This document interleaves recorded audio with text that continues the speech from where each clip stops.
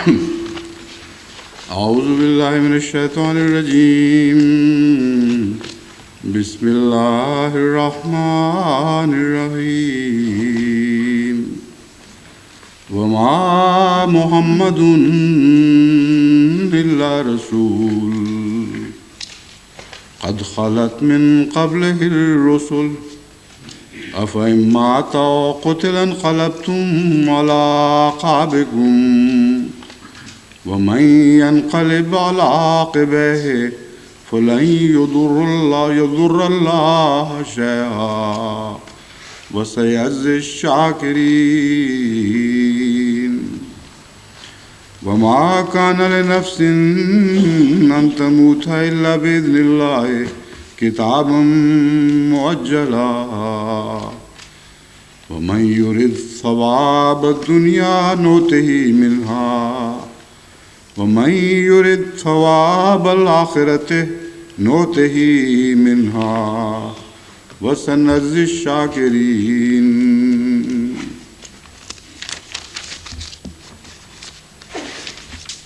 وكأي من نبي قاتل معه ربيون كثير فما وهنوا لما أصابهم في سبيل الله وما ضعفوا وما استكانوا والله يحب الصابرين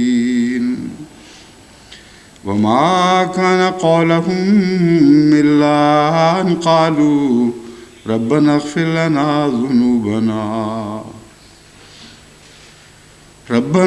لنا ذنوبنا وإسرافنا في أمرنا وثبت أقدامنا وانصرنا على القوم الكافرين وآتاهم الله ثواب الدنيا وحسن ثواب الآخرة والله يحب المحسنين. Terjemahnya adalah, dan Muhammad tidak lain hanyalah seorang Rasul. Sungguh telah berlalu Rasul-Rasul sebelum beliau.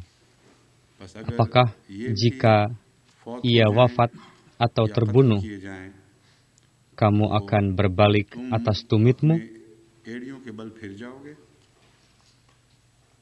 Wa may yanqalib ala aqibaihi, dan barang siapa berbalik atas tumitnya, maka ia fala yadurrallaha syai'a, ia tidak akan memudaratkan Allah Ta'ala sedikit pun. Dan Allah pasti akan memberi ganjaran kepada orang-orang yang bersyukur. Dan tiada jiwa akan mati antamuta illa biiznillah, untuk mati kecuali dengan izin Allah. Kitabun muajjala, sebagai keputusan yang ditetapkan waktunya.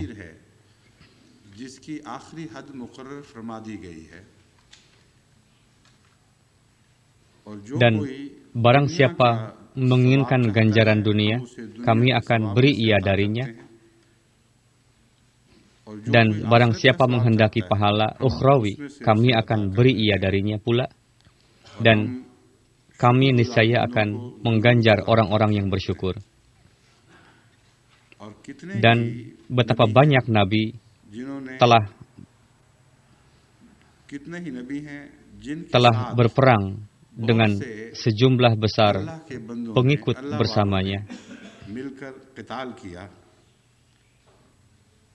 Fama wahanu, maka mereka tidak merasa lesu disebabkan kesusahan yang menimpanya di jalan Allah. Dan mereka tidak merasa lemah.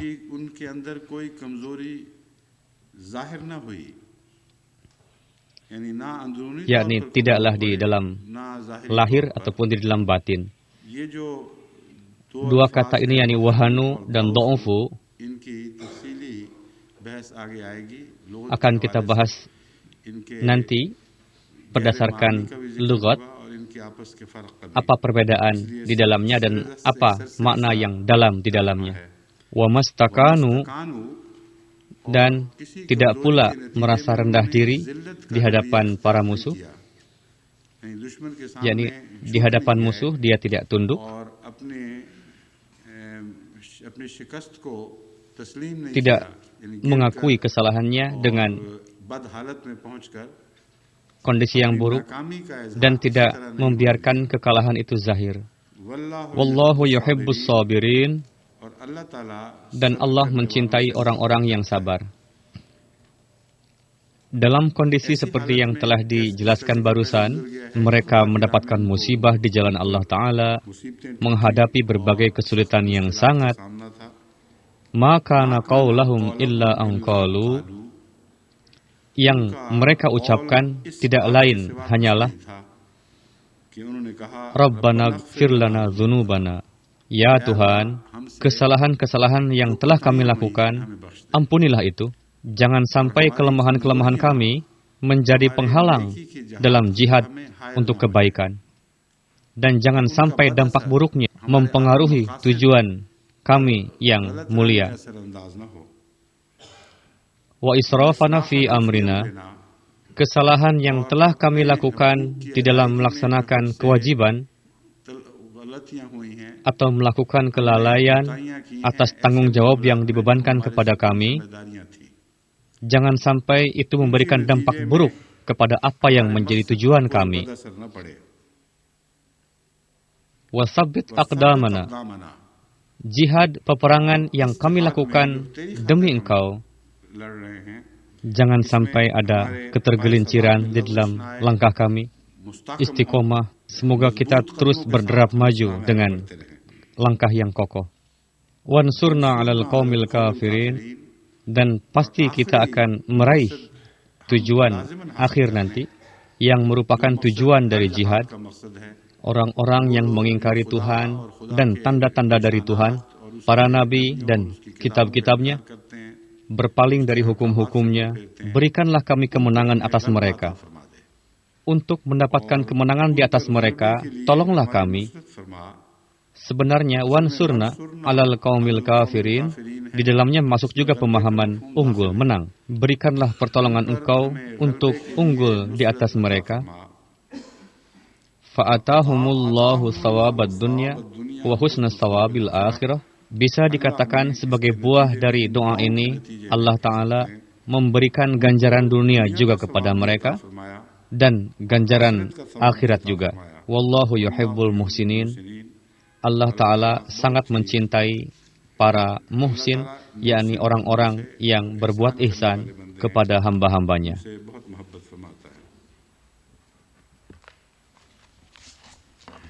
Pembahasan ayat pertama sudah kita lakukan.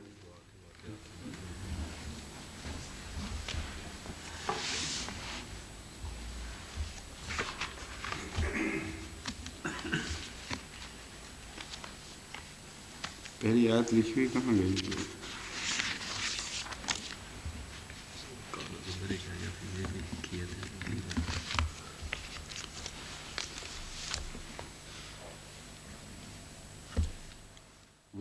Wa ma kana li nafsin an tamuta illa bi idznillah kitaban muajjala. Tidaklah suatu jiwa memiliki kekuatan untuk mendapatkan kematian tanpa izin Allah Ta'ala. Kitabam muajjala ini adalah masa yang penghujung waktunya telah ditetapkan. Masa tersebut tidak bisa melampaui dari batas yang ditetapkan tadi. Kata ajal di sini sebelumnya kitab. Apa artinya kitab? Berkenaan dengan ini, saya akan sampaikan referensi yang lebih lagi. Apa maksud dari ajal? Apa artinya sawab? Dan apa akar kata dari kata ini? Berawal dari kata apa? Dan apa makna yang terkandung dalamnya? Pertama dari sisi lughat kita akan bahas, baru nanti tafsirnya. Dan bagaimana penjelasan mengenai ayat ini? Apa hubungannya dengan ayat sebelumnya? Berbagai pendapat yang disampaikan oleh para mufassirin juga akan saya sampaikan. Dan kesimpulan yang saya ambil dengan karunia Allah Ta'ala, saya akan sampaikan nanti pada bagian akhir.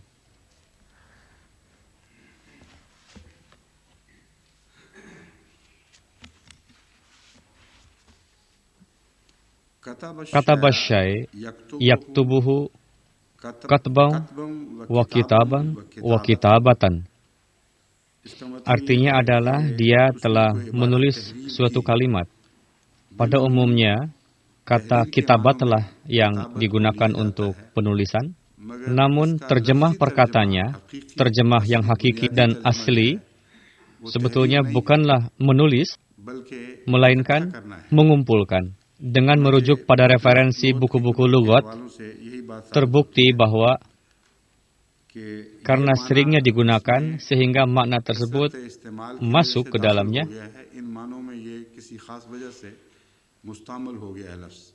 Padahal arti kitab bukanlah penulisan, arti dari kitab adalah mengumpulkan, menghubungkan, dan menyatukan satu benda dengan benda yang lain. Di dalam hadis dikatakan bahwa orang yang melihat buku saudaranya dan dilakukan tanpa seizinnya, seolah-olah telah mengintip ke dalam api. Yang dimaksud kitab di sini adalah surat di dalam hadis ini. Dan catatan-catatan pribadi. Jadi ini merupakan hadis yang mengherankan dari sisi ini, karena pada masa itu bukanlah zaman tulisan, dan sangat sedikit sekali tradisi untuk menulis surat antara satu sama lain. Begitu juga tidak ada tradisi untuk menyimpan catatan-catatan pribadi. Pada zaman itu, Hadrat Rasulullah Sallallahu Alaihi Wasallam melihat keburukan yang akan terjadi di masa yang akan datang, karena tulisan-tulisan akan muncul nanti, hingga tradisi membaca tulisan orang lain akan biasa dilakukan. Ini merupakan poin yang sangat penting yang muncul dari sisi lugat ini, yakni tafsir ayat yang sebenarnya itu berbeda. Dalam hal ini saya ingin menyampaikan secara jelas kepada Anda, apapun dan tulisan siapapun itu seolah-olah merupakan kondisi hatinya. Ketika dia tidak mau mengumumkan tulisannya itu kepada umum, sebagaimana selain dari alimul ghaib, tidak ada yang mampu dalam hal ini untuk sampai pada kedalaman kondisi hatinya, kecuali dengan sendirinya tanda-tandanya muncul. Begitu juga ajaran yang Allah Ta'ala sampaikan dengan perantaraan Hadrat Rasulullah SAW kepada kita, di dalamnya gambaran amanat dan pemikiran untuk berada dalam batas ubudiyahnya telah disampaikan kepada derajat yang sempurna.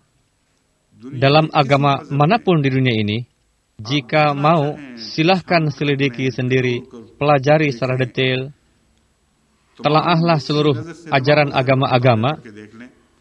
Anda tidak akan mendapatkan hadis ataupun nasihat yang berkenaan dengan topik hadis tersebut.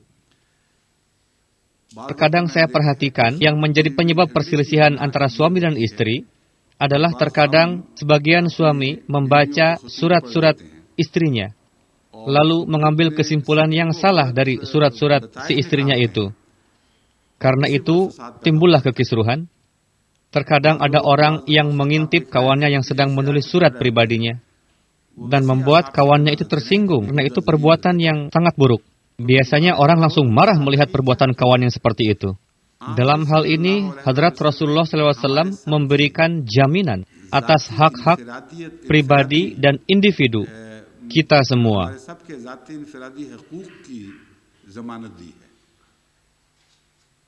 Ajaran yang sangat suci dan merupakan taklim yang indah dan melindungi, yang dengan mengamalkannya manusia merasakan kedamaian. Jadi, tulisan siapapun, sebelum pemiliknya mengizinkan, maka tidak ada hak bagi orang lain untuk membaca tulisan tersebut.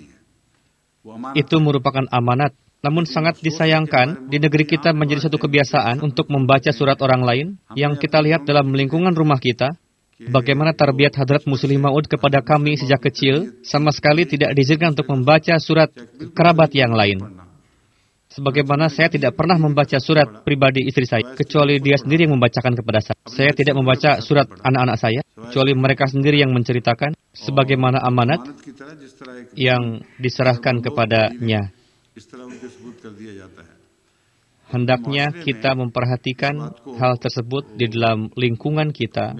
Dengan mengamalkannya akan timbul kenyamanan dan kedamaian dalam lingkungan kita.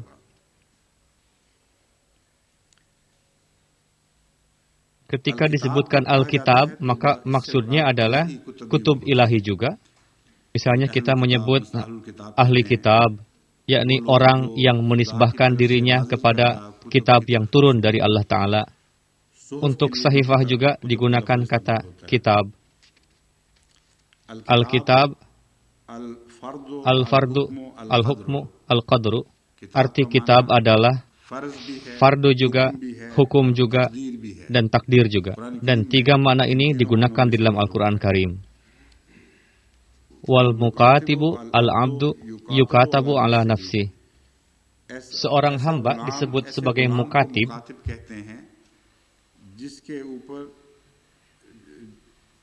Maksudnya adalah, jika ada seorang budak belian yang menyampaikan keinginannya bahwa aku akan mengembalikan hargaku kepada majikanku setelah bekerja keras, lalu dibubuhkan di dalam bentuk tulisan bahwa hamba sahaya itu akan mengembalikan harganya kepada majikannya, berdasarkan ajaran Al-Quran Karim, menjadi suatu kewajiban bagi para majikan, tertulis di atasnya. Memang yang melakukan penulisan adalah hamba sahaya tadi, namun dampaknya berpengaruh kepada si majikan.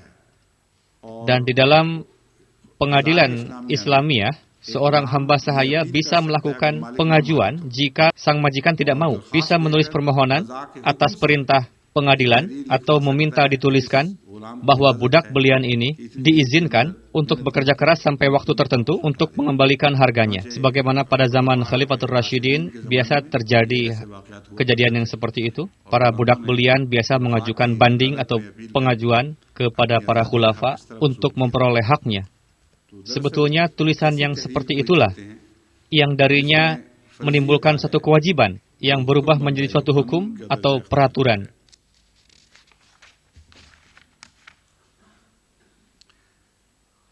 Lisanul Arab menuliskan berkenaan dengan hal itu, yakni kitab adalah mengikat sesuatu, membungkus, atau mengumpulkan. Karena di dalam rangkaian tulisan, di dalamnya dikumpulkan rangkaian kata-kata, yakni huruf-huruf, kata-kata disatukan, dikumpulkan, lalu satu sama lain maknanya saling dihubungkan. Untuk itulah, untuk kata tulisan dalam bahasa Arab disebut dengan kata kitabat. Dan mana aslinya berada di dalam kata tulisan tadi. Karena dengan menulis, segala sesuatu ini berkumpul. Sebagaimana memberikan referensi dalam hal ini, kata basiqaq artinya adalah dia mengikat mulut wadah air dengan tali. Kata benaqata artinya dia mengikat muka unta. Al-Katiba, kumpulan pengendara kuda ketika melakukan penyerangan. Jika asli maknanya penulisan, maka tidak ada kaitannya sedikit pun dengan penulisan. Namun yang menguatkan satu sama lain, menyerang dalam bentuk grup, dijumpai corak perkumpulan di dalamnya. Seperti kepalan tangan menjadi satu jiwa, menyerang dalam bentuk risalah. Untuk itu digunakan kata ketiba.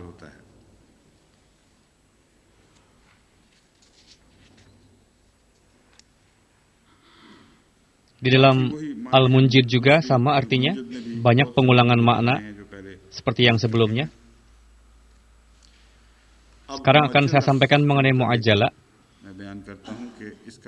Ajala syai'u atau ajulan, ajalan. Artinya pekerjaan yang tertunda. Ada dua kata yang pada umumnya dalam bahasa Urdu kita tidak membiarkan adanya satu perbedaan di antara keduanya. Dalam hal ini merupakan kesalahan dari talafuz kita, pelafazan kita. Ketika kita membaca ain seperti alif dan alif seperti ain, tidak membedakan antara ajal dan ajal. Pada umumnya, ketika disebutkan kata mu'ajjala, orang beranggapan bahwa itu akan segera terjadi, karena arti ujlat adalah cepat. Sedangkan kata ajalan dengan alif atau hamzah, artinya adalah ujung, terakhir. Jika dengan huruf ain, maksudnya adalah ujung yang awal, sedangkan jika dengan huruf alif, artinya menjadi ujung yang akhir. Kata yang mirip untuk menzahirkan ujung. Kata ujlat dengan ain, mu'ajjal, artinya sesuatu yang dipercepat. Sedangkan ajal atau ajalan, artinya adalah ditunda, terlambat. Ajal artinya dengan alif yang disampaikan pada ujung yang paling akhir, yakni masa bagian ujung terakhir yang setelah itu berakhir. Itu ajal disebutnya. Sebagian ahli lughat bahasa Arab menyebutkan masa yang di dalamnya akan ada yang dikerjakan dengan sebutan ajal. Menurut hemat saya, itu tidak benar. Karena dimanapun digunakan kata ajal di dalam Al-Quran Karim, digunakan untuk ujung terakhir dari suatu masa. Seolah itu merupakan garis terakhir, yang setelah itu tidak ada yang bisa melewatinya. Ingatlah bahwa masa mengandung dua makna. Masa pertama artinya adalah mengerjakan sesuatu dalam tenggang waktu. Ada satu masa lagi yang artinya janganlah melakukan perbuatan tersebut sebelum masa tersebut berlalu, yakni lakukanlah setelahnya. Dalam dua corak ini ditarik garis terakhir. Maksud dari garis terakhir ini pada corak pertama artinya adalah setelah masa ini berlalu tidak diizinkan lagi kamu untuk melakukan pekerjaan ini. Corak kedua artinya adalah kamu tidak diizinkan untuk bekerja sebelum tiba waktunya. Dalam satu corak, masa bermula setelahnya. Dalam corak kedua, dari sisi makna, masa yang diizinkan dimulai setelah batas waktu. Arti masa sebenarnya bergantung pada di mana dan untuk apa garis itu ditarik. Garis terakhir atau deadline itu disebut dengan ajal, bukanlah suatu masa. Ahli lughat menulis demikian, ghayatul waqti fil maut wa hululid daini. Sebagian para ahli bahasa secara jelas memberikan makna tersebut. Ghayatul waqti, waktu terakhir. Apakah itu maut atau metode pelaksanaan? Berkenaan dengan waktu terakhir ini diartikan muddatus syai'.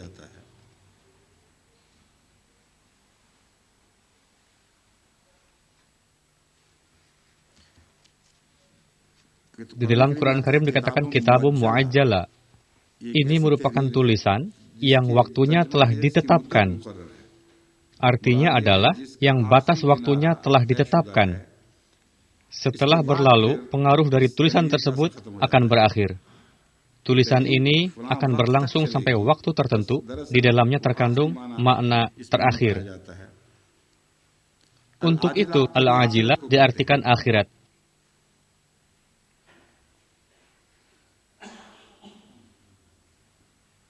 Ma'jal adalah sejenis kolam yang dapat menahan air. Karena di pinggirnya dipasang pembatas sehingga air tidak dapat keluar. Untuk itu disebut dengan ma'jal.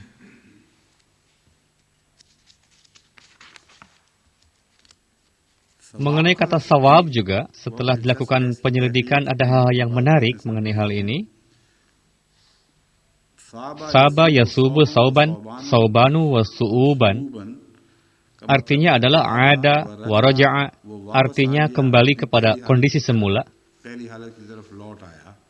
Suatu kata yang di dalamnya ada huruf sa, waw, ba, alif atau sa, waw, alif, ba, Semua kata-kata meskipun digunakan dalam berbagai makna, pasti makna dasarnya terkandung kata kembali. Dalam hal ini, para ahli lughat membahas kenapa disebut dengan sawab, yakni ganjaran atau pahala. Apa yang kembali di dalamnya? Para ahli lughat yang melakukan penelitian sampai detail mendapatkan poin-poin yang luar biasa, mengatakan amal pada zatnya merupakan kerangka yang nampak, namun di balik amalan ada suatu niat yang memberikan keputusan atas suatu keasliannya. Sawab berkaitan dengan keasliannya. Jadi, jika niatnya buruk, maka amalannya akan tampil dalam corak yang buruk. Jika itu dizahirkan dalam warna aslinya, dalam corak hukuman, pekerjaan itu kembali kepada bentuk aslinya. Baru diketahui bagaimana aslinya. Apa hakikat di dalamnya? Meskipun pada zahirnya manusia mengatakan, aku lakukan ini dengan niatan yang baik, pekerjaan itu pula dilakukan oleh orang lain dengan niatan yang baik. Niat keduanya saling bertabrakan. Sebagaimana perang-perang yang dilakukan demi untuk menciptakan kedamaian. Semua pihak mengatakan begitu, bahwa kami berperang demi kedamaian. Terkadang kedua pihak yang berperang itu berdusta keduanya, dan terkadang satu pihak benar, satu pihak dusta. Hasil yang berasal dari Allah Ta'ala akan membawa pekerjaannya, perbuatannya kepada keasliannya. Ketika Allah Ta'ala menyukai suatu perbuatan dan menzahirkan hasil yang baik, maka satu perbuatan yang nampak tadi, itulah hakikatnya. Dan itu kembali kepada hakikatnya. Ketika Tuhan menzahirkan kemarahan dan menolak amalannya dengan perantaraan hukuman, seolah-olah amalannya dikembalikan kepada kondisi aslinya. Jika tidak, pandangan manusia tidak dapat mengenalinya, yakni hakikat sebenarnya dari amal ini apa, sebelum ganjaran diberikan oleh Allah Ta'ala.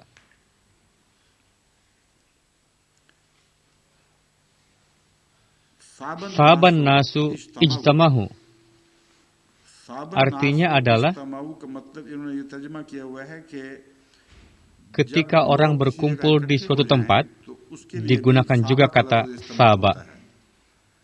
Saya renungkan hal ini, kenapa meskipun pada zahirnya tidak ada hubungan dengan kembali, saya akan berikan contohnya dari Al-Quran Karim yang saya katakan tadi.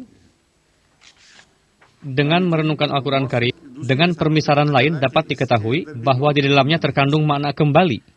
Rumah pertama yang didirikan untuk umat manusia, untuk kemanfaatan, berkenaan dengan itu Allah Ta'ala berfirman, masabatan linnasi wa amna. Inilah maqam markazi yang darinya kemanusiaan bermula. Peradaban manusia, kehormatan manusia, bermula dari sini. Dan kembali menuju kepadanya. Mengenai naik haji, kita melihat gambaran zahir mengenai kembalinya itu, karena ketika naik haji semua orang berkumpul, untuk itu secara perlahan kata tersebut hanya digunakan untuk perkumpulan. Padahal sebenarnya berhubungan dengan kembalinya sesuatu.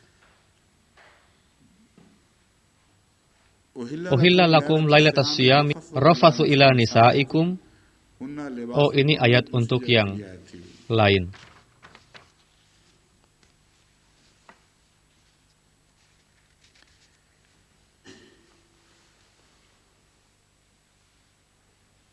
Wasiyabaka fatahhir. Jika ada kata siyaba dalam Al-Quran, ketika berbicara kepada Rasulullah, berfirman, sucikanlah pakaian-pakaian engkau. Maksudnya apa di sini? Karena pakaian Rasulullah SAW senantiasa suci, bersih. Dan di sini, apa hubungan antara saub dengan kembali? Ini adalah suatu kerumitan yang perlu untuk kita cari solusinya. Sepanjang perenungan saya, janin di dalam perut ibu terlipat dalam berbagai permukaan dan tidak nampak. Tidak nampaknya beberapa bagian dari itu adalah telah ditakdirkan oleh Allah Ta'ala. Ini merupakan kehendak Allah Ta'ala. Ketika itu lahir, Jangan sampai semua tabirnya sobek untuk selamanya, jangan sampai telanjang ke sana kemari. Bahkan, pardah penutupan oleh Allah Ta'ala, secara zahir pun terus menutupinya, supaya dia mendapatkan pesan bahwa selama kalian tertutup di dalam pardah tutupan Allah Ta'ala, kamu terus terjaga dari pandangan manusia. Jika kamu merobek pardah ini, tabir ini, maka keaslianmu akan nampak. Untuk itu, ketika menjelaskan Hadrat Adam, dijelaskan topik yang sejenis, yakni ketika beliau ditimpa kelemahan, beliau merasa dirinya telanjang dan berusaha untuk menutupi dirinya dengan daun-daun surga. Itu sebetulnya merupakan daun istighfar. Maksud dari daun surga itu adalah kembali kepada Allah Ta'ala dengan istighfar dan taubat. Maksudnya adalah anak kembali kepada keasliannya sampai batas tertentu ketika dia memakai pakaian. Selama tidak memakai pakaian, dia dalam kondisi telanjang yang berbeda dengan kondisi yang pertama. Ketika bayi terlahir, lalu ibunya memakaikan pakaian, terjadi suatu pengulangan, gambaran kasih sayang yang sejenis. Ketika janin pun terbungkus dan terjaga. Ketika di dalam rahim pun dia terjaga karena terbungkus, yang membuat janin terjaga dari berbagai kesulitan permasalahan yang timbul. Ketika pakaian melindunginya kembali dan mengembalikan sampai batas tertentu pada kondisi pertama, maka kondisi itu disebut dengan saub. Jadi orang-orang yang ada di sekitar kita, di lingkungan kita, bagi mereka pun digunakan kata saub. Sebagaimana di dalam Al-Quran Karim ketika difirmankan, Hunna libasul lakum wa antum libasul lahunna. Wanita merupakan pakaian kalian dan kalian pun merupakan pakaian mereka. Di sana pun terdapat makna saub. Saub juga merupakan pakaian yang membungkus tubuh kita. Artinya, kewajiban istri yang setiap saat selalu menyertai, yang mengetahui bagian luar maupun dalam, pakaian pun dapat mengetahui kondisi yang di dalam. Dan memberikan gambaran secara ekstern, namun dilakukan dengan amanah. Menyembunyikan beberapa kelemahan, menzahirkan bagian tubuh yang diperlukan untuk zahir. Begitu juga hubungan antara suami dan istri. Istri mengetahui banyak sekali kelemahan dari suaminya, karena seperti halnya pakaian yang menutupi. Dan manusia tidak dapat menyembunyikan kelemahan tubuhnya dari pakaian. Namun istri tidak menzahirkannya, kecuali jika dia tidak bertakwa. Karena jika tidak ada ketakwaan, maka manusia dapat menampilkan sesuatu yang tersembunyi sekalipun. Untuk itu topik yang dijelaskan dalam Al-Quran mengenai menutup badan, yakni tidak menzahirkan sesuatu, itu merupakan ketakwaan. Jika istri tidak bertakwa, maka dia akan membocorkannya ke sana kemari di lingkungannya. Dan jika suaminya tidak bertakwa, maka suami pun akan membeberkan kelemahan si istri di hadapan publik dengan mengatakan inilah kelemahan istri saya, inilah kelemahan istri saya. Dengan demikian akan timbul keburukan di dalam lingkungan masyarakat. Racun menyebar. Saya perhatikan ada beberapa wanita kita yang menulis surat kepada saya mengatakan inilah kelemahan suami saya. Dengan begitu saya sangat menderita dibuatnya. Karena penzahiran itu bertentangan dengan kehendak Al-Quran Karim. Difirmankan, Hunna libasul lakum wa antum libasul lahunna. Jika memang ada satu kebiasaan yang tidak bisa ditolerir lagi, dan memang itu bisa dizahirkan, dan itu disampaikan demi untuk mendapatkan perbaikan, dengan sepengetahuan si suami, disampaikan kepadanya bahwa saya menginginkan pertolongan, harus dizahirkan. Atau kelemahan itu seharusnya dizahirkan di depan pengadilan saat itu. Jika memang kelemahan itu menuntut supaya pakaian terlepas dari tubuh. Jika setelah itu memutuskan untuk tidak menjadi pakaiannya, dalam corak demikian adalah haknya untuk menzahirkan kelemahan-kelemahan itu di depan pengadilan yang akan mengambil keputusan. Namun jika sebelum itu membeberkan kelemahan-kelemahan itu untuk alasan meminta doa, menulis surat secara diam-diam, perbuatan seperti itu adalah keliru. Jika ingin meminta doa, silahkan tulis bahwa masih ada beberapa kekurangan, kelemahan. Meskipun telah diupayakan, tetap tidak tertutup. Saya khawatir, mohon doakan saya. Jika ingin memperbaiki, dan nizam jemaat ikut campur nantinya, maka hendaknya menyampaikan sepengetahuan suami, bahwa ini adalah kelemahan kamu dan sudah tidak bisa ditolerir lagi. Saya ingin mencuci pakaian ini. Bagian yang masih menempel dengan tubuh kamu, hal ini menuntut supaya tubuh diperbaiki. Jika tidak, pakaian ini tidak akan fit dan tidak akan pantas. Pakaian pun terpisah dari bagian tubuh yang terkena penyakit misalnya. Untuk itu penyakitnya disembuhkan, kalau tidak pakaian tidak akan menempel di badan. Jika corak penderitaan seperti itu, menuntut supaya dilakukan islah perbaikan dengan cara yang diperbolehkan. Janganlah istri malah mencemarkan nama baik suami, ataupun sebaliknya.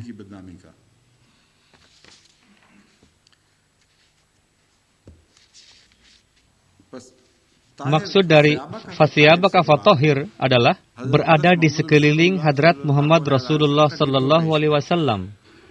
Orang yang biasa hidup di sekeliling hadrat Rasulullah sallallahu alaihi wasallam, sucikanlah mereka secara khusus. Karena lingkungan yang berada di sekitar para nabi, mereka mendapatkan kesucian yang khas dan keutamaan, karena mereka harus menjadi teladan bagi orang yang kemudian hari. Untuk itu, awal dari upaya untuk memperbaiki umat manusia dimulai dari sekitar para nabi. Maksudnya bukanlah, na'udzubillah, pakaian Rasulullah SAW dari beberapa sisi tidak suci, sehingga Allah mengatakan cucilah, bersihkanlah. Bukan juga artinya bahwa para sahabat itu kotor. Ini merupakan ajaran yang mendasar.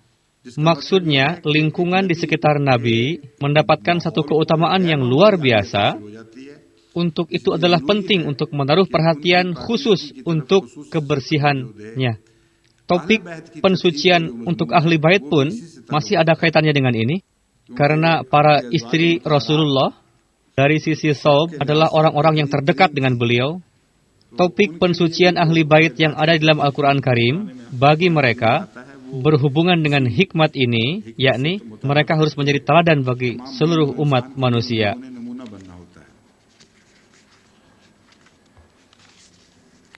Setelah menjelaskan kata-kata dari ayat tersebut, saya akan menyampaikan penjelasan atau tafsir dari ayat tersebut.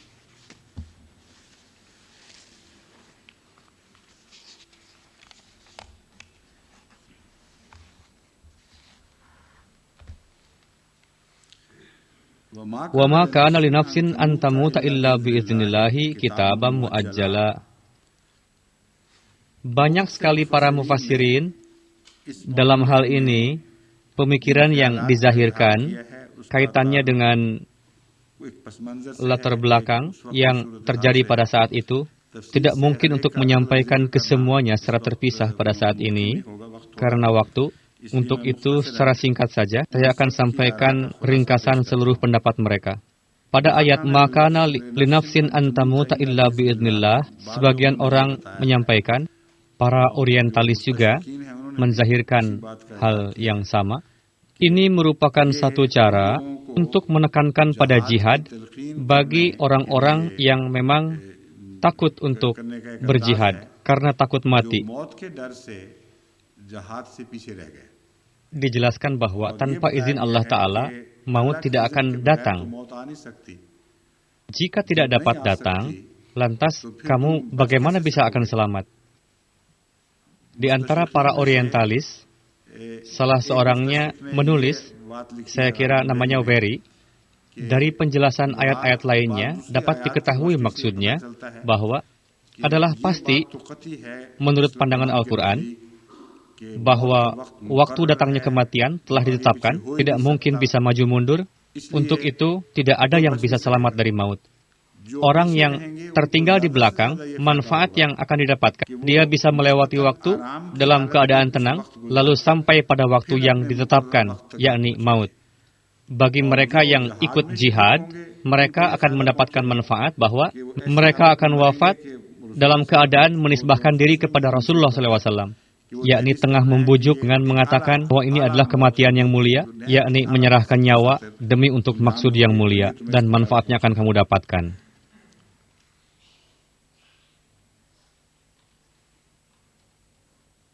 Wa may yurid thawabad dunya nu'tihi minha. Bagi yang mengharapkan ganjaran duniawi, kami akan memberikannya. Menurut para mufassirin, maksudnya adalah orang-orang yang dalam peperangan Uhud yang menjadi penyebab kemenangan berubah menjadi kekalahan. Inilah orang-orang yang diperintahkan untuk berjaga di lembah Uhud, dan Hadrat Rasulullah SAW memerintahkan supaya dalam kondisi yang bagaimanapun kalian jangan sekali-kali meninggalkan lembah. Ketika kemenangan yang pertama diberikan, pihak lawan sudah mulai terpuruk dan mereka berhamburan meninggalkan medan perang. Orang-orang tadi beranggapan sekarang mara bahaya sudah tidak ada lagi. Meskipun ada juga di antara mereka yang tetap teguh berada di lembah dan berpikir bahwa bagaimanapun kami tidak akan pernah sekali-kali untuk melanggar perintah Rasul. Kita tidak akan membahas kenapa diperintahkan begitu. Namun banyak di antara pasukan yang memperlihatkan kelemahan. Dikisahkan bahwa mereka berlari pergi untuk mengambil harta rampasan. Allah yang Maha Tahu apa niat mereka sebetulnya. Dalam kondisi seperti itu, bisa saja orang ingin untuk menjumpai Rasulullah dan mengucapkan mubarak, selamat kepada Rasulullah, lalu berbahagia dengan kawan-kawan. Sepengetahuan saya, dari sekian para mufassir, tidak ada yang berpikiran ke arah sana. Lebih banyak dimasuki dengan perasaan buruk sangka. Keinginan untuk mengambil harta rampasan itu dikait-kaitkan dengan peristiwa tersebut. Katanya, demi untuk mengambil ganjaran dunia, mereka melanggar perintah Rasul. Karena itulah Allah Ta'ala marah, murka kepada mereka. Padahal di antara pasukan itu ada juga orang-orang yang baik dan soleh, namun bisa saja berbuat keliru, namun bukanlah suatu kesalahan yang divonis oleh Rasulullah sebagai calon penghuni neraka, atau akan dimahrumkan dari ganjaran akhirat sampai selama-lamanya. Jika memang ada bukti yang seperti itu didapatkan dari dalam hadis, maka ayat ini bisa dikaitkan dengan peristiwa tersebut. Untuk itu, menurut hemat saya, tidak etis jika dikaitkan dengan riwayat tersebut. Melainkan merupakan pembahasan umum. Yakni banyak sekali orang yang tidak ikut serta dalam jihad. Mereka tidak ikut serta berperang demi untuk manfaat duniawi. Dan banyak juga di antaranya orang-orang yang ikut berjihad, namun dengan niat untuk mendapatkan manfaat duniawi. Karena keputusan untuk sawab berkaitan dengan kembalinya kepada keaslian, Allah Ta'ala akan memutuskan yang merupakan tuntutan keaslian.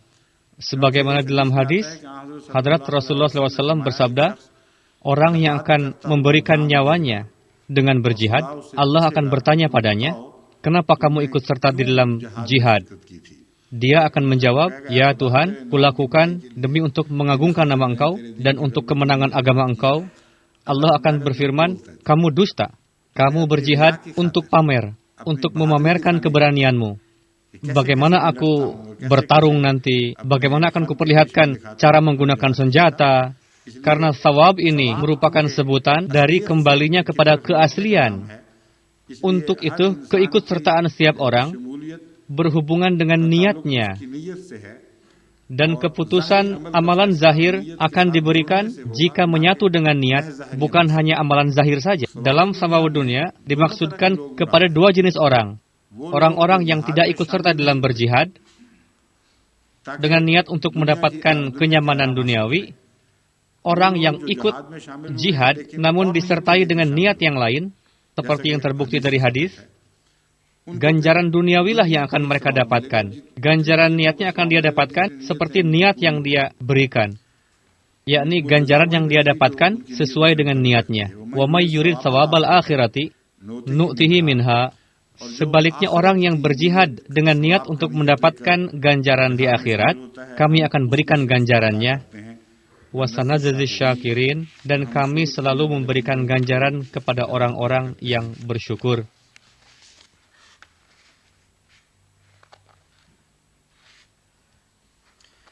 Hadis yang saya bacakan ke hadapan Anda tercantum di dalam tafsir Kabir Razi. Diriwayatkan oleh Hadrat Abu Hurairah, Allah Ta'ala akan bertanya kepada orang yang nampaknya telah melakukan jihad fisabilillah, dalam kondisi apa engkau terbunuh? Dia akan menjawab, aku mendapatkan perintah untuk berjihad di jalan Engkau, ya Allah. lalu saya ikut berperang dan mati ketika berperang. Allah akan berfirman, kamu dusta.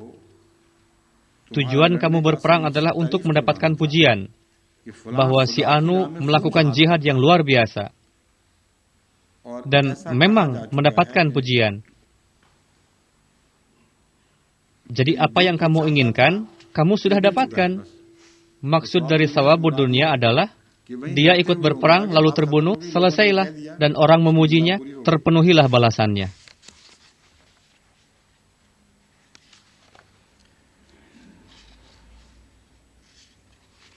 Pembahasan yang panjang akan saya tinggalkan dan saya akan kembali kepada permasalahan inti menurut hemat saya.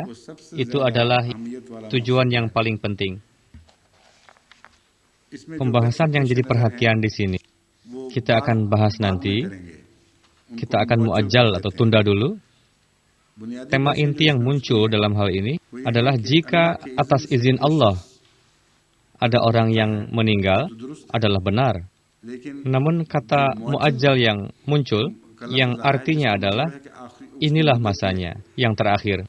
Apakah maksudnya untuk kematian seseorang telah ditetapkan waktu, hari, dan tempatnya? Tidak mungkin di dalamnya ada kelebihan atau kekurangan. Jika diambil makna tersebut, maka akan muncul pembahasan yang penting dan mendasar berkenaan dengan takdir ilahi dan amalan manusia, juga kebebasan sampai batas tertentu.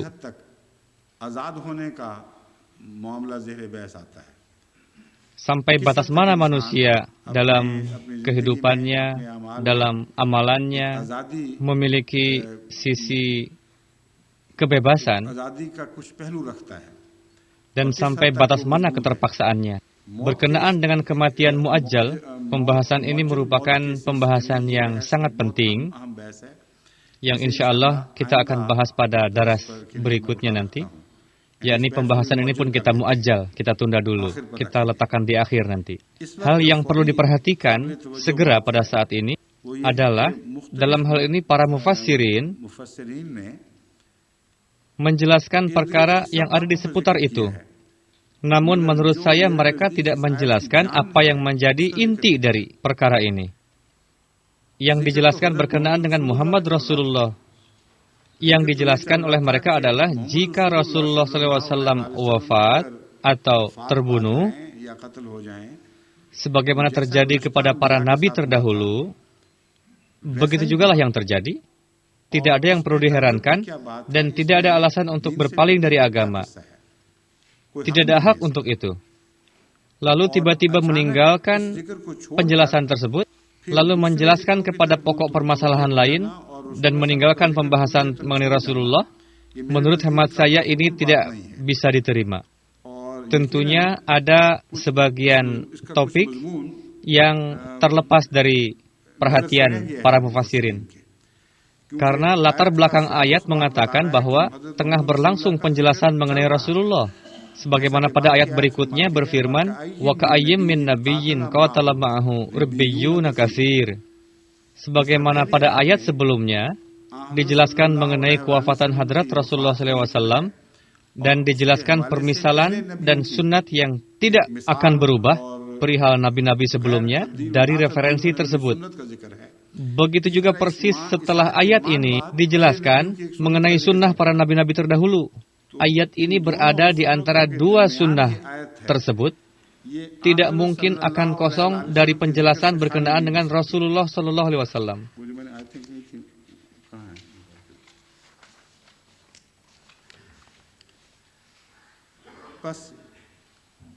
Pemahaman yang lain dari para mufassirin tidaklah saya tolak dalam hal ini. Mungkin saja mereka benar pada tempatnya. Dalam suatu kandungan memiliki makna lebih dari satu dalam ayat-ayat. Namun saya akan menuju kepada makna inti dari ayat tersebut. Maksud yang muncul adalah makana li nafsin an tamuta illa biidznillahi. Jihad yang diikuti oleh hadrat Muhammad Rasulullah SAW. Yang jadi pertanyaan, apakah beliau ikut serta didasari dengan niat bahwa Allah telah menjamin beliau untuk melindungi beliau, sehingga beliau tidak mungkin akan wafat di peperangan? Untuk itu beliau melakukan jihad dengan tanpa takut?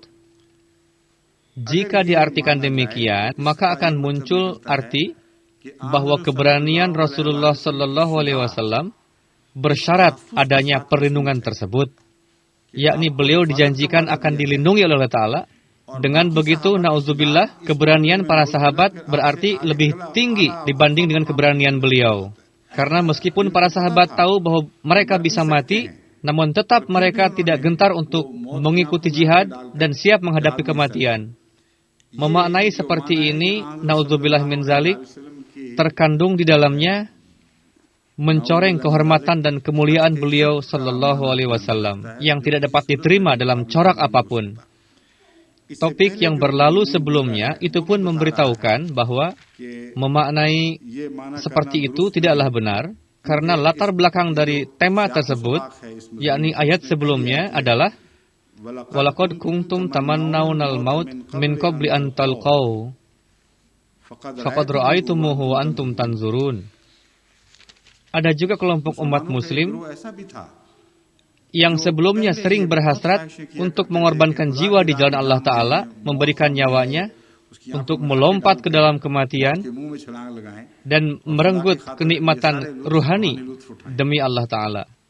Dikatakan kematian tengah menunggu, dan kamu melihat kenyataan itu, namun kalian malah keheranan, seperti hilang kekuatan. Kemana perginya janji dan hasrat kalian untuk melompat ke dalam jurang kematian? Coba perhatikan, perang Uhud telah memberikan gambaran kematian kepada kalian. Siapa pada saat itu yang tidak takut dengan kematian dan melompat ke dalamnya? Junjunan kita Muhammad Rasulullah SAW lah. Diriwayatkan oleh Hadrat Ali, saya mengenali makom dan tempat beliau, bahwa di mana beliau saat itu.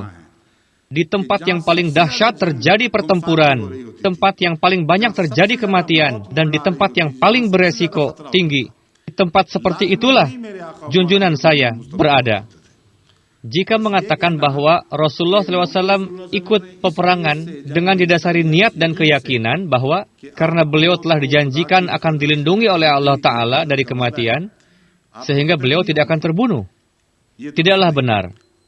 Jika kita memandang kepada niat hati, makna ayat ini akan menjadi Muhammad Rasulullah sangat berhasrat, sangat berkeinginan untuk wafat di jalan Allah Ta'ala. Ikut serta dengan diiringi niat. Wa ma kana li nafsin an tamuta illa biidznillah. Namun sangat disesalkan, tidaklah mungkin itu terjadi. Karena tanpa ada izin dari Allah Ta'ala, nyawa beliau tidak akan diterima. Karena Allah Ta'ala telah menetapkan waktunya untuk itu. Takdir Allah Ta'ala mengatakan bahwa jiwa ini akan datang kepada saya nanti. Ayat Quran yang lain pun menjelaskan berkenaan dengan topik bahasan ini. Sebagaimana difirmankan, Qul inna salati wa nusuki wa mahyaya wa mamati lillahi rabbil alamin. Rasulullah dalam kehidupannya pun setiap saat mati di jalan Allah Ta'ala. Dan keinginan untuk mati di jalan Allah Ta'ala membuat beliau gelisah. Beliau ingin memberikan jiwanya di jalan Allah Ta'ala.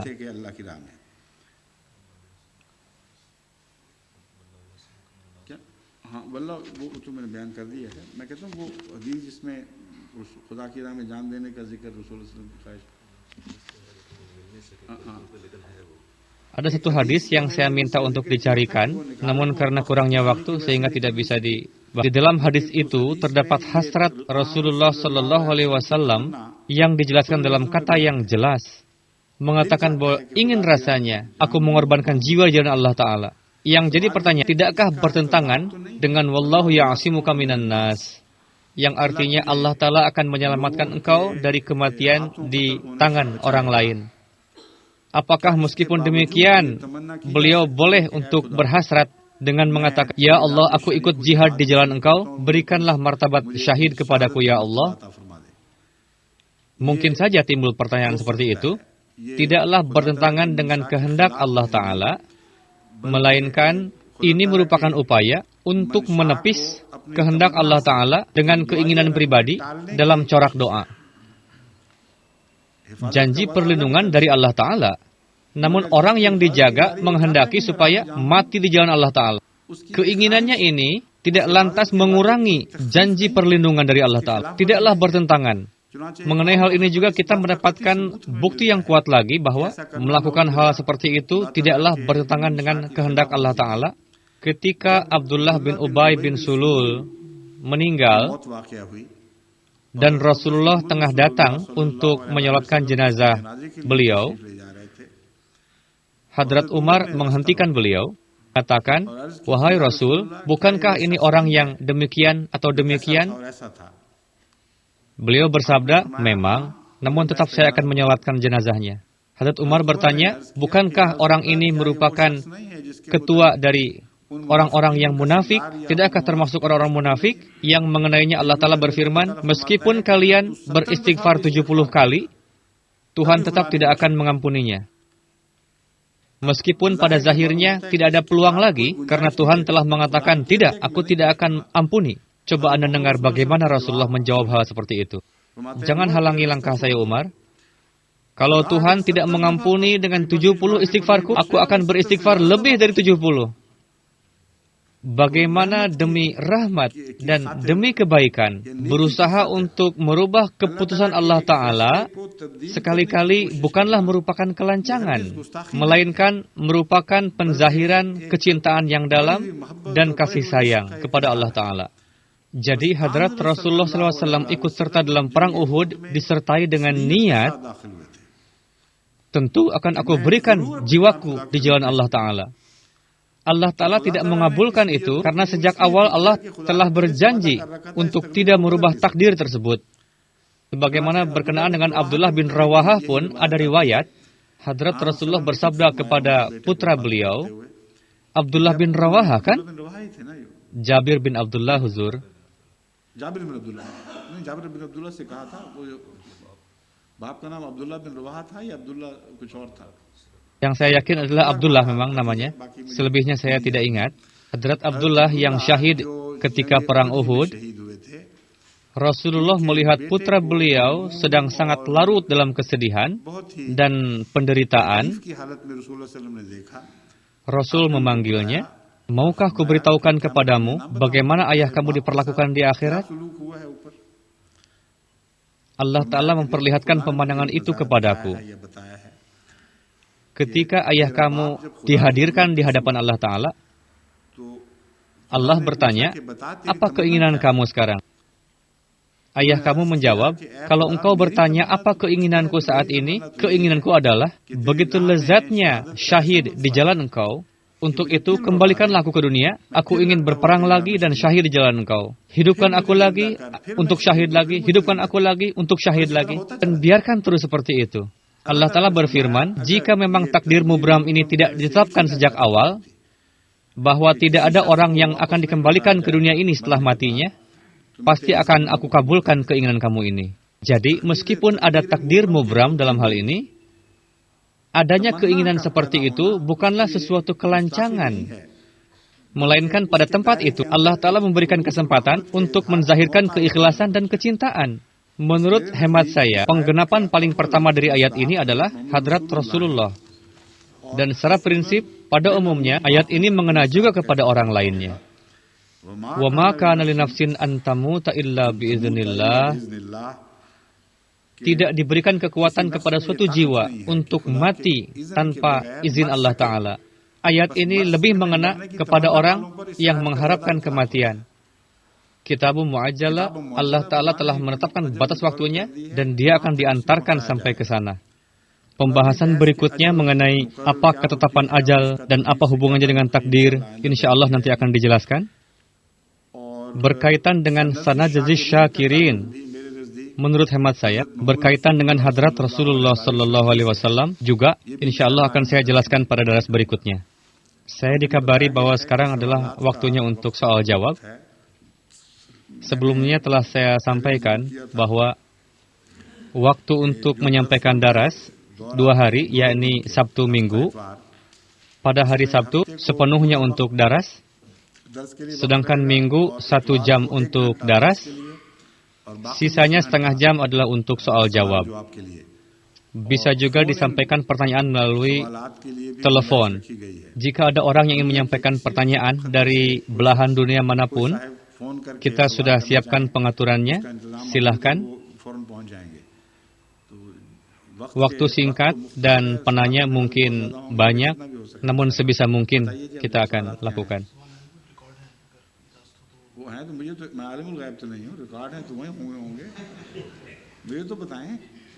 जिसने जवाब देना है हैं अच्छा सुनाओ जी यहाँ क्यों नहीं मंगवा लिया आप पढ़ के सुना देते हैं मंगवाएं उनके लिए मुश्किल भी होगी बाज दीनी इस्तिलाहों का तलफ़्फ़ुज़ शायद उनके लिए मुश्किल हो. Ada penelepon dari Jerman. Nama penelepon tidak jelas terdengar. Dari beliau menyampaikan pertanyaan bahwa Huzur telah menyampaikan suatu ayat yang suaranya tidak jelas. Ayat tersebut diturunkan dalam kesempatan Perang Uhud. Sedangkan pada khutbah Jumat terbaru, Huzur menyampaikan bahwa Al-Quran diturunkan pada kesempatan bulan Ramadan. Mohon penjelasan dari Huzur. Pada saat saya menjelaskan topik ini, nampaknya penelepon saat itu ketiduran. Karena setelah itu saya jelaskan juga bahwa permulaan turun pada bulan Ramadan, setelah itu turun sepanjang tahun, dan seberapapun ayat Al-Quran yang telah turun, diulangi pada bulan Ramadan. Untuk itu, dalam makna ini pun, memang betul diturunkan pada bulan Ramadan. Nampaknya beliau tidak jelas mendengar pada saat itu. Pertanyaan kedua adalah, Huzur menjelaskan ayat Qad khalat min qablihir rusul. Mengenai Rasul, Huzur bersabda bahwa semua Rasul adalah laki-laki. Pertanyaan saya, kenapa tidak ada Rasul yang berjenis kelamin perempuan? Di dalam diri para wanita, terdapat kelemahan yang sifatnya bawaan, yang mana akibatnya wanita tidak dapat melaksanakan tugas risalah secara kontinu. Misalnya, mengalami haid setiap bulan, melahirkan anak, mengandung anak di perut selama 9 bulan. Lalu dalam kelemahan bawaan ini, laki-laki mempunyai kekuatan untuk menyerang kehormatan perempuan. Sebaliknya, wanita tidak punya. Menyerang laki-laki secara paksa. Inilah perbedaan antara keduanya, yang darinya hikmah menuntut untuk tidak menyerahkan tanggung jawab yang besar itu di pundak wanita yang penuh kelemahan, karena tidak memiliki kekuatan untuk menanggung beban yang luar biasa itu. Jadi, ini merupakan ihsan Allah Ta'ala kepada wanita, bukanlah hukuman. Huzur, pertanyaan berikutnya dari Jerman. Beliau menanyakan, Hadrat Masih Maud alaihissalam ketika melontarkan tantangan kepada para penentang beliau, terkadang beliau menjanjikan untuk memberikan hadiah uang. Pertanyaan beliau, apa hakikat di balik hadiah ini, Huzur? Apa hikmat di balik menetapkan jumlah uang untuk hadiah bagi para penentang? Hadiah ditetapkan bagi orang yang memang gandrung dengan hadiah. Mereka yang gandrung dengan uang, hadiah yang ditetapkan pun uang baginya. Karena hadiah dalam bentuk ganjaran di akhirat tidak bernilai di mata mereka. Orang duniawi yang menyibukkan diri mencari harta duniawi, dan terkadang agamanya pun dijual demi untuk mendapatkan harta. Bagi orang yang seperti itu, hadiahnya pun harus harta lagi. Namun nilai 1.000 rupiah pada masa itu, pada masa ini sama sekali berbeda. Si penanya tidak menanyakan itu, padahal perlu juga untuk ditanyakan, yakni hadiah yang besar yang dijanjikan, yakni 1.000 rupiah. Pada saat itu 1.000 rupiah sangat besar nilainya. Ya, pertanyaan lain.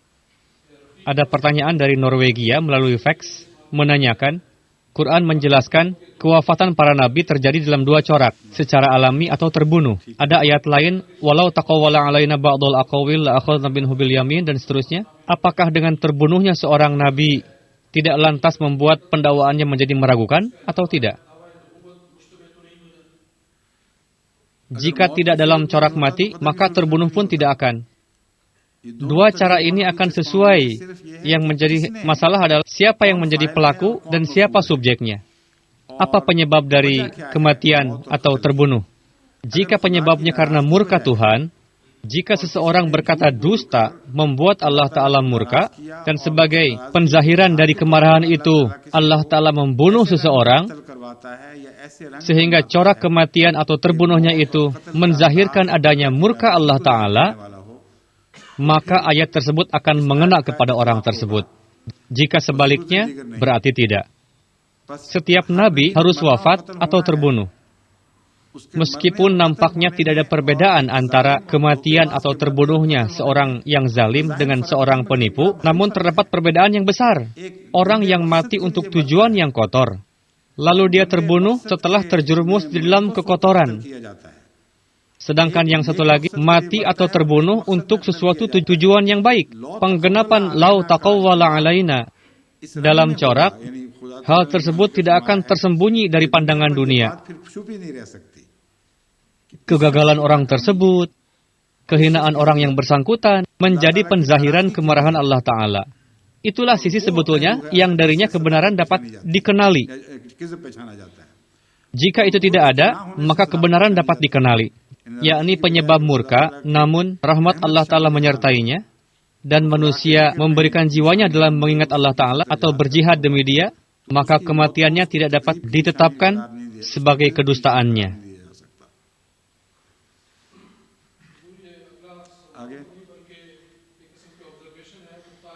Assalamualaikum Huzur, saya akan bacakan pertanyaan dari seorang penanya.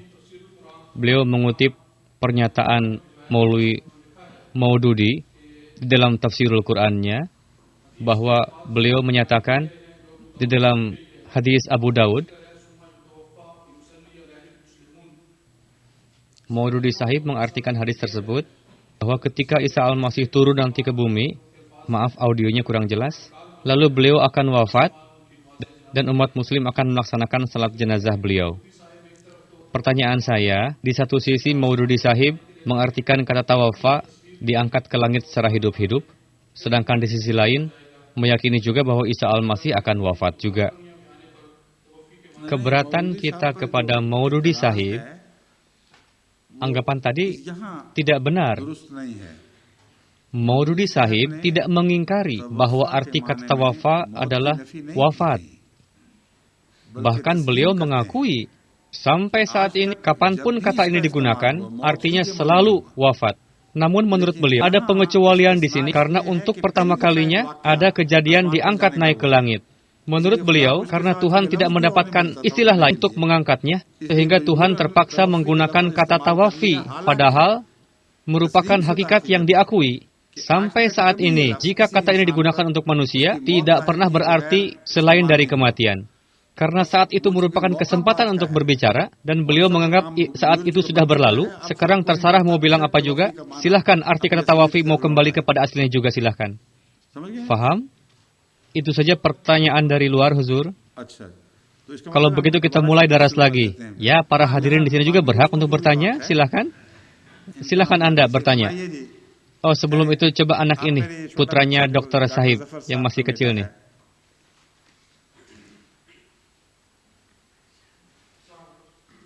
Waalaikumsalam.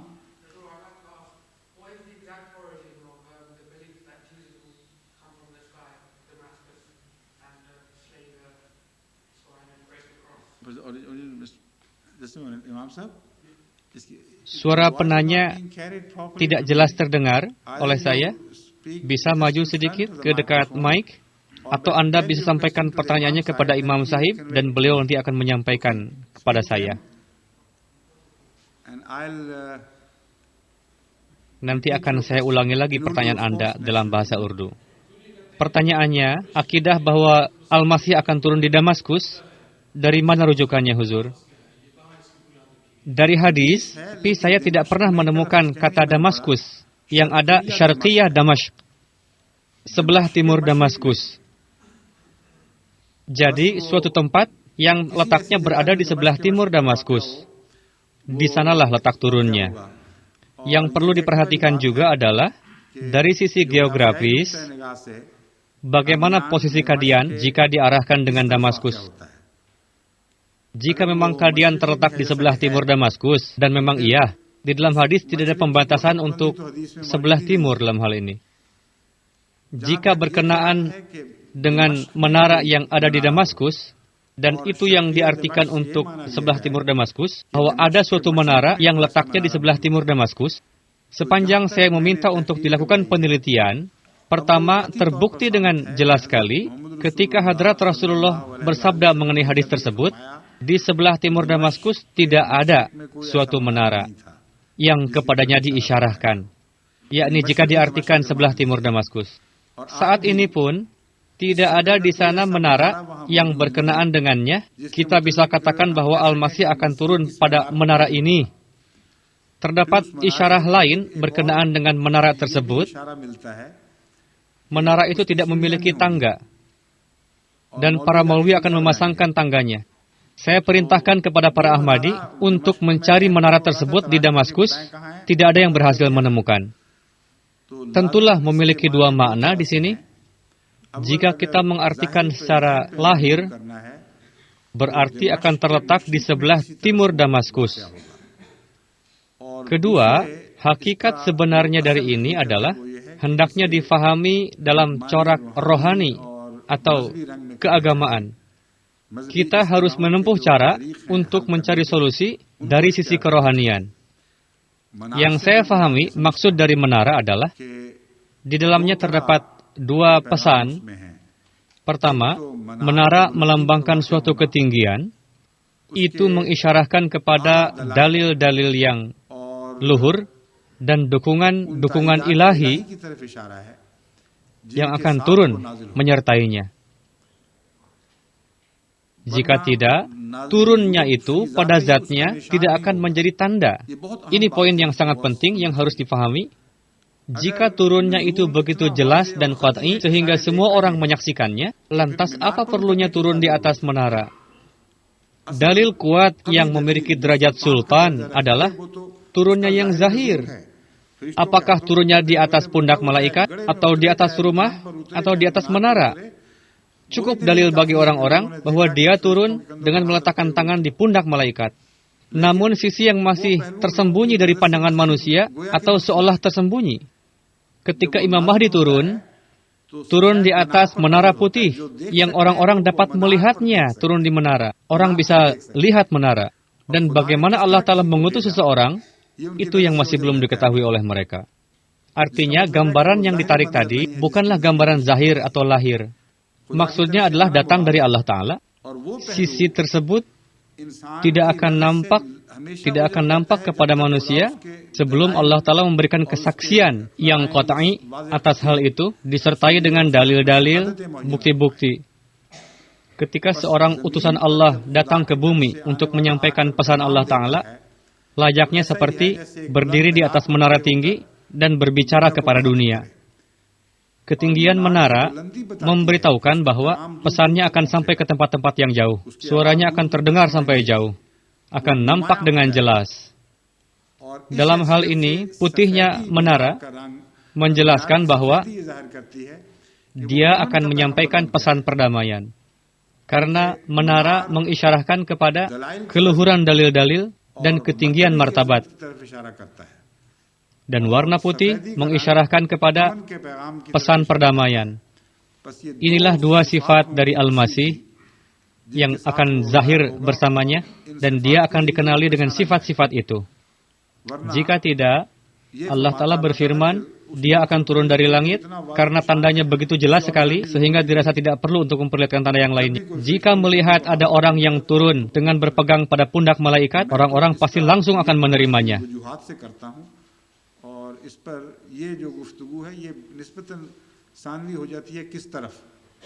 Namun terkadang, dalam suatu topik, ada isyarah yang secara zahir ataupun tersembunyi. Jika timur tadi difahami dalam isyarah yang zahir, kita dapatkan isyarah mengenai hal itu yang menyatakan bahwa turunnya Isa Al-Masih nanti tidak akan di sebelah barat Damaskus, melainkan sebelah timur Damaskus. Ada satu sisi lagi yang saya fahami dalam hal ini. Sebenarnya ada dua bangsa yang menunggu Al-Masih ini, yakni bangsa barat dan bangsa timur. Bangsa barat yang menunggu adalah orang Kristen. Mereka pun beranggapan bahwa Al-Masih akan turun dari langit, namun akan turun kepada dunia Kristen. Sedangkan Damaskus atau perbatasan Syria merupakan batas terakhir yang membedakan antara barat dan timur. Sampai sana, berakhirlah kebaratan dan bermulalah ketimuran. Seolah-olah Allah Ta'ala mengabarkan bahwa dunia barat dan dunia timur tengah menunggu Al-Masih ini. Namun Allah Ta'ala akan memperlihatkan bahwa penantian mereka itu adalah dusta. Pada kaum mereka, yakni sebelah barat Damaskus, tidak ada yang akan turun kepada mereka. Kalau memang ada yang turun, akan turun ke sebelah timur Damaskus, yakni turun di kalangan umat Islam. Dan menurut hemat saya, dari sisi maknawi, makna inilah yang lebih tepat dan paling logis.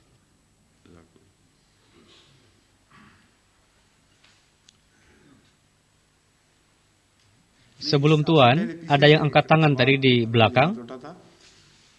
Chaudhry Rashid Sahib, silahkan. Beliau adalah saudara Dr. Abdul Salam. Tanpa pertanyaan beliau, tidaklah lengkap suatu majelis. Hari ini Bashir Hayat Sahib tidak nampak. Kemana beliau? Oh, beliau ada ternyata. Mohon maaf, Tuan tidak nampak tadi. Saya keliru. Setelah beliau, Tuan, lalu Tuan.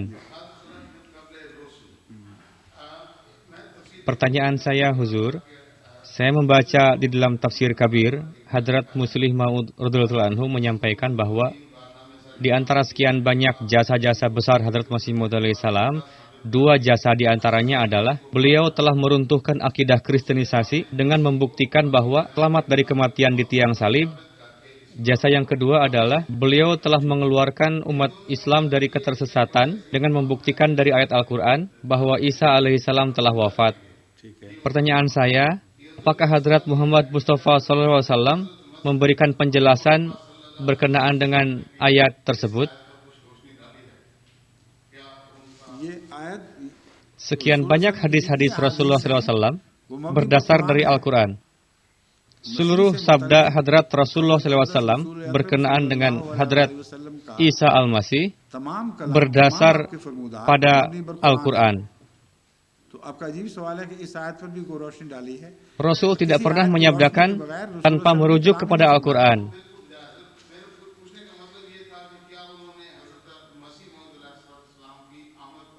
Apakah tidak disebutkan mengenai yaksirus salib dan yaktulul khinzir? Lantas apa itu?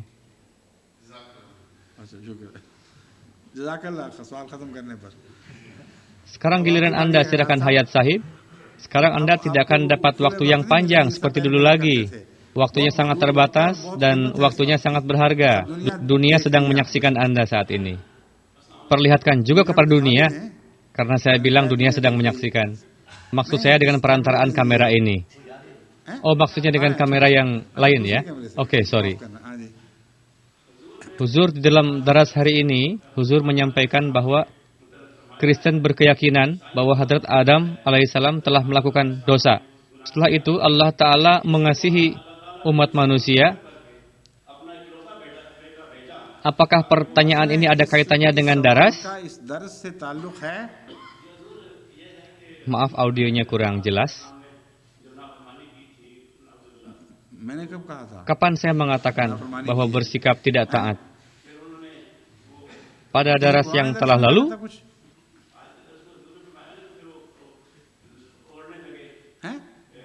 Saya tidak bilang tidak taat. Saya mengatakan dalam suatu masalah, beliau telah bersikap lalai. Sebagai akibatnya, beliau menutupinya dengan dedaunan. Oke. Itu bukan poin daras yang inti, hanya tambahan. Itu tinggalkan saja, silahkan tanya yang lain nanti saja. Nanti pembahasannya akan kemana-mana. Silahkan Anda bertanya. Assalamualaikum warahmatullahi. Saya sampaikan pertanyaan yang saya ambil dari daras yang kemarin, Huzur. Diketahui bahwa pada zaman Hadrat Rasulullah SAW, orang Kristen tidak berakidah bahwa Hadrat Isa diangkat ke langit dengan jasad kasarnya. Kenapa Anda katakan diketahui? Mengambil referensi dari Hadrat Umar, Huzur. Yakni ketika Rasulullah SAW wafat, Hadrat Umar bersikeras mengatakan Rasulullah tidak wafat. Kenapa Anda mengatakan bahwa di kalangan orang Kristen akidah ini tidak ada? Anggapan Anda keliru. Jika Anda berkesimpulan bahwa akidah tersebut dulunya tidak ada di kalangan umat Islam, itu betul. Baik, saya rubah pernyataan saya, Huzur. bahwa umat muslim pada awalnya tidak berkeyakinan seperti itu. Lantas kenapa kalangan umat muslim merubah keyakinannya? Penyebabnya adalah di satu sisi Al-Quran Karim telah menetapkan secara pasti perihal kewafatan beliau. Di sisi lain, di dalam hadis-hadis, seiring dengan kata turunnya Al-Masih, ada juga nubuatan kedatangannya yang kedua kali. Kita jumpai banyak sekali nubuatan ini. Secara perlahan, sebagian umat muslim memahami dan terpengaruh di bawah akidah orang Kristen. Seperti kemarin telah saya sampaikan, anggapan seorang alim di kalangan muslim, bahwa secara perlahan-lahan akidah ini menular dari Kristen ke dalam kalangan umat Islam. Karena mereka meyakini kedatangan secara jasmani Al-Masih yang kedua kali, dan dalam hadis dijumpai kata nuzul. Padahal di dalam hadis tidak kita jumpai riwayat yang menyatakan pergi ke langit secara hidup-hidup. Tidak juga dalam Al-Quran Karim dijelaskan perihal akan diangkat ke langit dengan jasad kasarnya. Karena dijelaskan perihal kedatangannya, untuk itu Kristen bermental lalai dalam menerima akidah yang sesungguhnya. Pada umumnya memiliki kesan karena orang itu akan datang, berarti pergi dulu. Karena kata nuzul diartikan turun disertai dengan tubuh kasar, untuk itu bersesuaian dengan akidah orang Kristen. Inilah akidah yang secara perlahan-lahan masuk ke dalam kalangan umat muslim, bahkan sudah begitu mengakar. Namun pada permulaan, akidah ini tidak nampak di setiap tempat seperti yang saya berikan tadi referensinya. Para ulama Islam secara terang-terangan menentang akidah tersebut dan menzahirkannya, dan berkesimpulan bahwa Al-Quran menyatakan Isa Al-Masih sudah wafat. Jika orang yang datang itu terbukti kewafatannya, apa kesimpulan logik dari diskusi ini? Umat muslim, masyarakat umum, dan para ulama saat ini telah mengambil kesimpulan logis, katanya semua hadis itu keliru yang meriwayatkan orang yang datang itu. Kalau Isa sudah wafat, berarti sudah selesai. Satu lagi kesimpulan logis yang muncul dari ini, bahwa jika dikatakan mengenai orang yang sudah wafat, bahwa dia akan datang atau sudah datang, atau nama orang yang telah wafat diberikan kepada orang lain, maksudnya adalah orang itu akan datang dengan membawa sifat-sifatnya, bukannya dia sendiri yang akan datang. Kenapa tidak mengambil kesimpulan logis yang terbukti secara logika dan terbukti dalam ungkapan bahasa? Misalnya seorang sastrawan yang baik dijuluki dengan nama Shakespeare. Tidak ada yang berani menyangkal dengan mengatakan, Shakespeare kan sudah wafat. Apa kamu gila? Bagaimana mungkin disebut Shakespeare orang ini? Dia faham bahwa jika ingin memberikan pujian yang setinggi-tingginya kepada seseorang, maka nama yang dipuji tadi dihilangkan, tidak perlu mengatakan seperti Shakespeare. Tidak dikatakan seperti Rustam. Orang menjuluki sastrawan hebat dengan sebutan Shakespeare atau Rustam. Jika ingin memuji seseorang karena kedermawanan yang hebat, kita mengatakan orang ini Hatam Tai. Ungkapan bahasa seperti ini biasa digunakan dalam istilah agama. Bukti yang paling benar dari itu adalah Hadrat Masih alaihissalam sendiri dalam perkara ini duduk di pengadilan dan meminta keputusan. Sebelum beliau, ini jugalah yang terkenal berkenaan dengan Elia. Bahwa beliau pergi ke langit dengan jasad kasar, ke surga dengan mengendarai kendaraan api, dan akan turun sendiri dari itu. Masih akan datang setelah kedatangannya.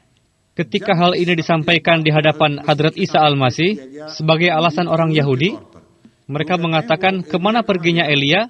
Coba munculkan, baru kami akan dengarkan perkataan Anda. Hadrat Isa bersabda, Yohana Pembaptis, mengisyarahkan kepada beliau.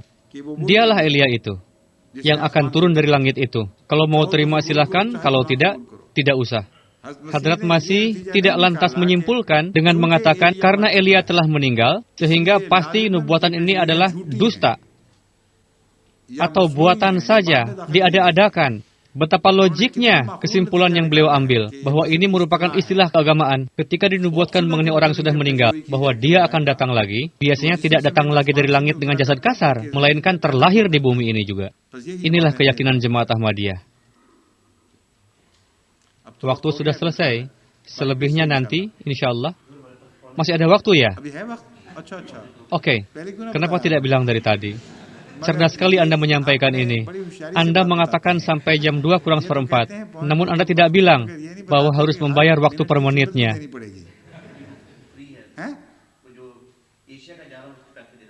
Untuk itu, waktu yang sudah kita tetapkan, ditetapkan sesuai dengan isi dompet kita.